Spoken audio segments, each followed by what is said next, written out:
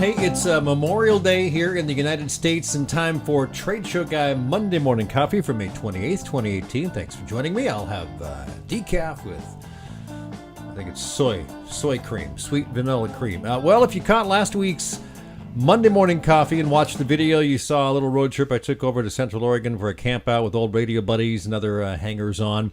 Loads of fun, but, you know, it's good to be back in the saddle again. It's a lazy boy. And don't forget to grab my new book, Trade Show Superheroes and Exhibiting Zombies, 66 lists making the most of your trade show marketing. It's on Amazon. It's a paperback, around $20, or Kindle download. Very cheap for the Kindle download, all right? Got an interview today with Emcee and Keynote speaker Thom Singer. And I love talking with people who basically talk for a living because they're always easy to talk to. They have great answers to questions and don't mind answering virtually anything you throw at them because, you know, they've probably heard it all before. That's what they do. I ran across Thom on Twitter, I think. I found his website and sent a note and said, would you be on my Trade Show Guy Monday Morning Coffee? And he said, of course. So this is what that came out to be.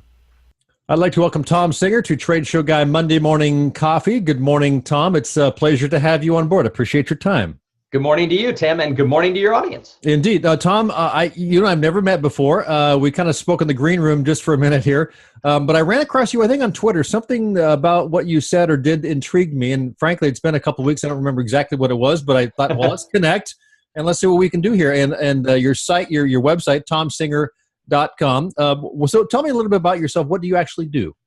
So Tim, for the last 9+ years, I've made my living as a keynote speaker and a professional master of ceremonies. So I spend a lot of time at conferences and trade shows and company meetings talking with audiences about how to connect better with people and how to reach their full potential in whatever it is they're trying to accomplish in their life, in their career, getting teams more energized. So I've been doing that for a long time. I also, like I said, I'm a master of ceremonies. One of the great things about shows that use a master of ceremonies is they get higher energy and more consistency throughout their entire event. And I like doing that. So how did you get into that? I'm just curious. Is it something you did as a youngster? You like to get up in front of people? Because a lot of people are like, I can't get up in front of people. It took me a while, although being in radio is a lot easier because I can speak into a mic all day long. But getting in front of a crowd is a different thing. And so you kind of got to learn that. Yeah, I mean, I would love to say I was just sort of naturally great at speaking, which that wasn't true. But I joined a Toastmasters club when I was younger in my career. Somebody said that whether you want to speak professionally or not, just being able to carry yourself well and think on your feet was important. I had a boss who encouraged me to join a Toastmasters club. And then I became the marketing director for a law firm. And the managing partner said, look, you're really well connected in the community. The lawyers stink at that. I want you to create a class for the lawyers on how to network better. Oh, interesting. Yeah, and I literally thought they're going to fire me. There's no CLE credit because in Texas they could only get the credit for legal training, not for business skills training.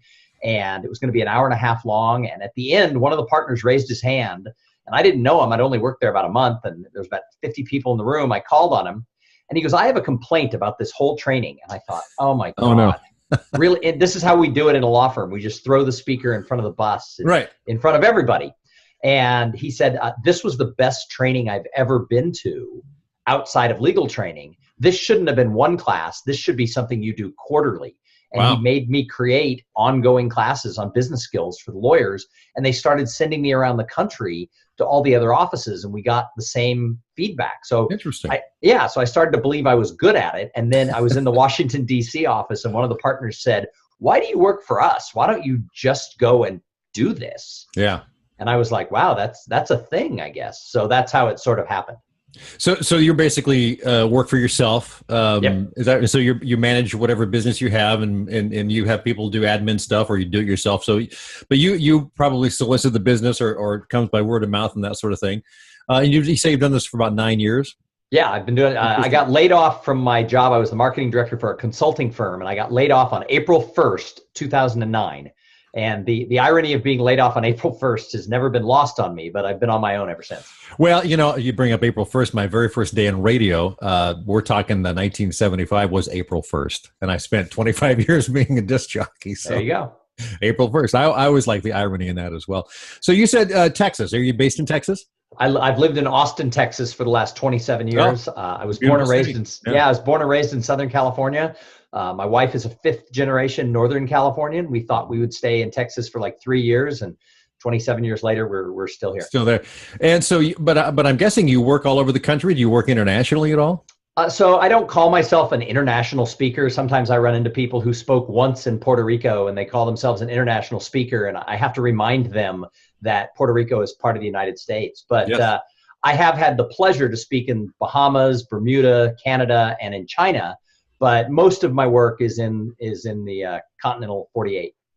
So when you talk about keynote speaking versus emceeing, what is the difference between those? I mean, I can understand it, but how do you pitch those types of things, and how do you get the different types of jobs there? I'm just curious.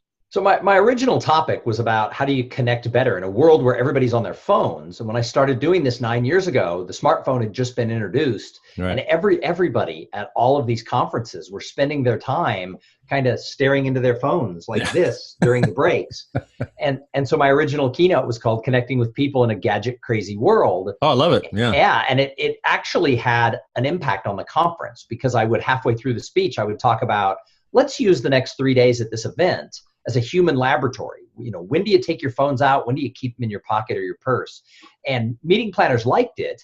And they started asking me to come back the next year, but they didn't want the same keynote speaker. They like to shake that up. Yeah. So they started saying, could you be the MC? And so what I do is I take that content about how do we make a conference better? How do we get people go to trade shows and conferences, they go to learn, but they also go for the networking opportunities. Oh, yeah. So I take the content about how do we really connect better when we're in a live situation, and I weave it in, and instead of doing it in an hour keynote, I do it in 7 minutes here, 10 minutes there, and then I serve in that traditional MC role the rest of the time. Interesting. Okay. A little different approach, but you can still get a great message across. And I think you're right. Conferences and events and trade shows are about meeting face to face, but when you've got the gadgets, you kind of have to consciously, put it down. So to really make a person-to-person connection, shake hands, look somebody in the eyes. But people like to do that.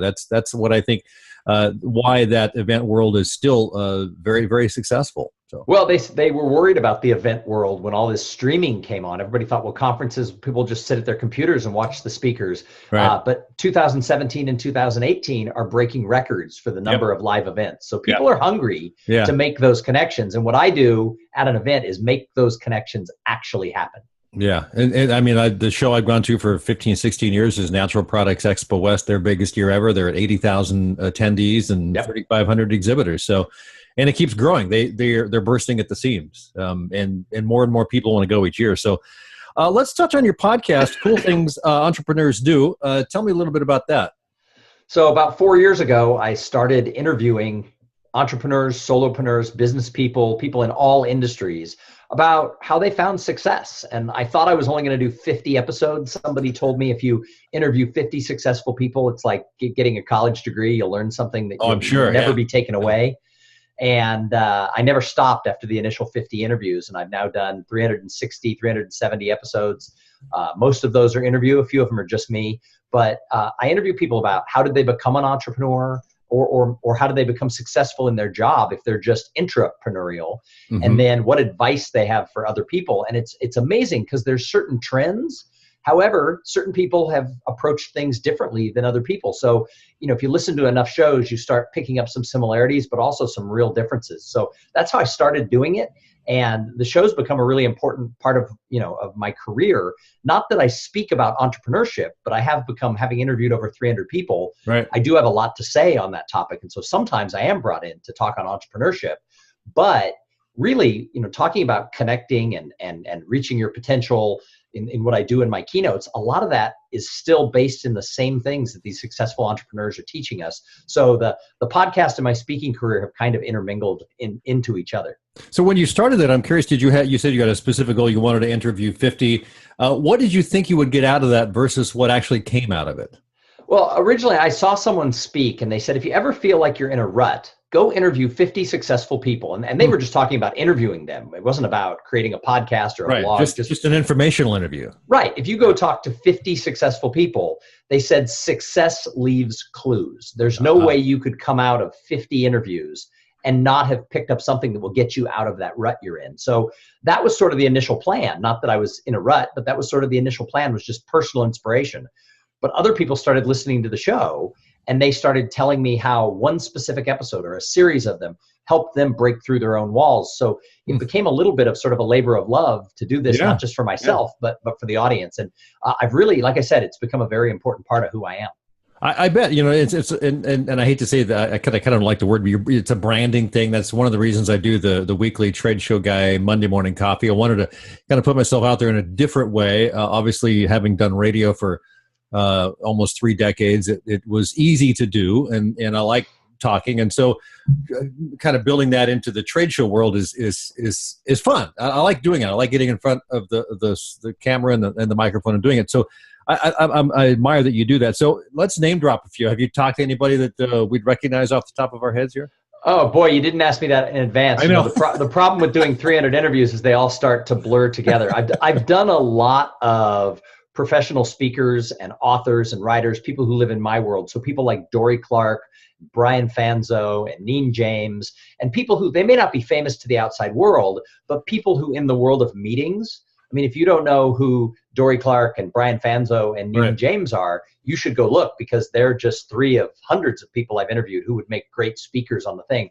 But I have interviewed CEOs of some company. The one that pops into mind was the CEO of Ghirardelli Chocolate. And what a cool interview, because who doesn't want to grow up to run a chocolate company? Exactly. And he was in sales with them and became sales manager, and as sales manager he doubled the size of the company, and this is a 100-year-old brand. They made him CEO, and the brand has continued to grow. So learning from someone who, while he didn't found the company, was certainly entrepreneurial in his sales role and now his CEO role, that one just always has stood out to me. That, and afterwards he sent me a box of chocolate. So well, perfect. And I think stories really are what we humans attach ourselves to, and in hearing stories, specific stories about how someone, that you're interested in, how did they become successful? What is their story? It's easy to understand and internalize the information than just fact, figures, and bullet points and things like that. So stories are great, and people are stories. So well, and I mean, you said it. Stories are how information sticks. We've gotten into a world where everybody wants the research and the big data behind everything. But if you go back 2,000 years, man didn't sit around the campfire and pass out spreadsheets or graphs. They educated generations by telling stories. I mean, before we had the written word, people told stories. So our brains are actually wired for a really good story. And I consider myself a storyteller. When I'm hired to speak at a trade show or a conference, my job is to tell stories that are going to stick in people's mind, because they'll always remember that conference if the speakers do a good job. And one of the things, I went to Toastmasters too for like 10 years, and one of the things that someone recommended is you should come up with about 50 of your own personal stories that you can drop into various presentations you give that relate to what you're trying to express and what you're trying to explain. Because if it's a personal story, you're going to remember it. And it's not somebody else's story, so you're not trying to tell that story about the seashells at the seashore, or whatever, Well, you bring up a really interesting one, right? The starfish, right? Throwing the starfish back into the water. In the world of like really seasoned speakers, that's considered an amateur move. Of course, to tell that story, because anyone could tell the story about, I made a difference to just that one. Yeah, right. But if you have a story about something that you experienced where you conquered, whatever your fears were or the obstacles were, no one else can steal that story. That's yours, and it really is the proof of a better speaker when you can personalize everything. Yeah, you own it. So it's very authentic too. So, Thom, let's finish up here. Just a couple of things. I know that one of your videos on your website, I watched a couple of them, had to do with how to reach your potential. I'd love it if you'd share a few tips on how to reach your potential. Well, so a couple of years ago, I started doing some research on sort of how people felt about, were they reaching their potential in their career? And while it's not academic, I'm not a PhD, it's not academic research, even the anecdotal research that I found now that I've interviewed 300 people via a survey and about 30 of them in person, is most people are saying, I could be doing more. So if you've got a company or a team and 70+% of the people on your team feel they could be doing more in their job, that's not a good thing. You want everybody to do as much as they can. So we get excited about potential when we hire somebody, and Becky has a lot of potential. 2 years later, she's not producing. Well, how come? She had potential. So potential doesn't equal results. And what I've found is everybody on your team is being held back by something different. We want like a magic bullet. We want to build a bridge across that gap, put everybody on the same bus and drive them across. But it doesn't work that way. Plus, you can't build a bridge because as you go across the gap, you're going to end up with more potential. You're going to meet new people. You're going to listen to a new podcast. You're going to read a new book, and your potential will shift. Therefore, the whole bus is going to go into the ravine. So what I've found is no matter what's holding people back, the answers really fall into 3 buckets, and it's your plan, Okay. your purpose, and your people. And so the plan is simply goal setting. Is everybody really have an individual set of targets of what they're trying to achieve in their goals? Your purpose kind of goes back to what Simon Sinek calls knowing your why. You know, what motivates it? And again, everyone on your team, some are motivated by money, some are motivated by status, some are motivated by being part of the team. It's different for everybody. There's not a one size fits all. And then the last bucket is the people. And that goes back to everything I've taught from the beginning about your network and connecting with people in a gadget crazy world is, do you have mentors? Do you have the right network? You know, do you have people who are supporting you in the rough times? And if you don't, you're going to fail. So it's your plans, your purpose, and your people. If you can get those lined up, then you're going to get farther across that gap in an easier way. Cool. And we'll leave it on that. So pleasure to speak to Thom Singer. Thom, what's the best way to find you online? ThomSinger.com, ThomSinger.com. Very good. A pleasure. Live from Austin. Great city. I want to go back. And I hope to get to see you speak sometime. Thank you, Thom. Appreciate your time. Thanks, Tim. Thank you. Thanks again to Thom Singer. Find him at ThomSinger.com. That's ThomSinger.com. Great to make the connection. This week's trade show tip. I got to thinking about the trade show tip of the week I did last week that I did in front of the lake, Subtle Lake. I just came up with this thing. I outlined a handful of emails that you might consider sending to your email list prior to a show. So let's talk about the old-fashioned approach, sending out a series of snail mails prior to the show. Let's say you're going to plan this whole series that starts about 4 months prior to the show. First you might do is send a postcard. It's one of the basically a save a date. Gives the bare bones of the show, including dates, times, booth number, assuming you have that, etc. And that shows up in your prospects' inbox, their mailbox, and they go, "Oh, postcard. Okay, well, okay, I can read a postcard. You don't have to open anything. They won't just throw it out without not looking at it. I mean, they will look at it." So a couple weeks later, maybe 3 weeks later, send something else, maybe another postcard, maybe an actual letter, but you should add a little more information, such as the products you're promoting, the products you're launching, or you have a special guest at the booth. Give out the times that this person, whoever that person may be, is going to be there. So wait another few weeks and send something else. Third email, okay, or third snail mail. Now you're just a couple of months before the show, so you might even reference the idea of making sure that the receiver's travel plans are in order. You might even do a tease about something coming up. Let's say you're going to give away a prize, but to be entered to win, they have to, bring something specific to the show, and that you'll send them that specific thing to the show right before the show. So now they're going to be watching their mail for something to come in if they're interested in what you've got to offer. See? But for them to get that specific thing, they have to bring by the booth for a chance to win that cool prize or collect that, premium giveaway to only the people that bring that thing by.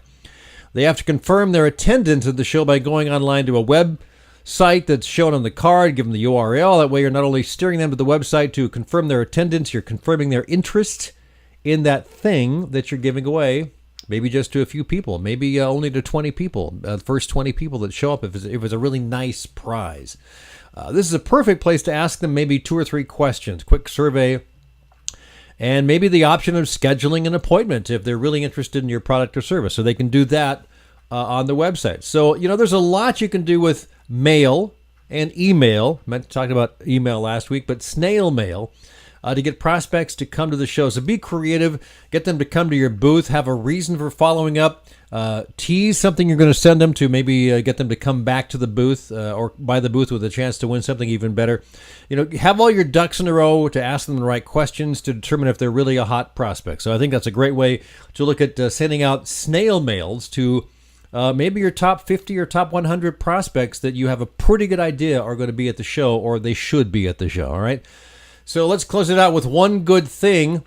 I think it's the BBC this week. I actually picked up an album recently that brought the BBC back into my brain. If you're no rock fan like me, you'll appreciate what the BBC did with a lot of the rock bands of the 60s, live sessions in their studios that they aired on the BBC. Of course, the Beatles probably the most famous, but there is a new CD out called Rolling Stones On Air. It's like got the deluxe version. I think that's what I got.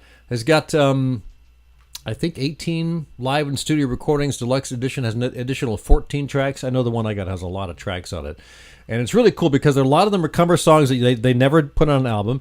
And some others are like some, big hits like Can't Get No Satisfaction in a different version. But boy, this is from the 60s, from probably 63 or 4 up to about 67. So there's a lot of stuff from many, many sessions that they did. So BBC, that's and the Rolling Stones On Air album.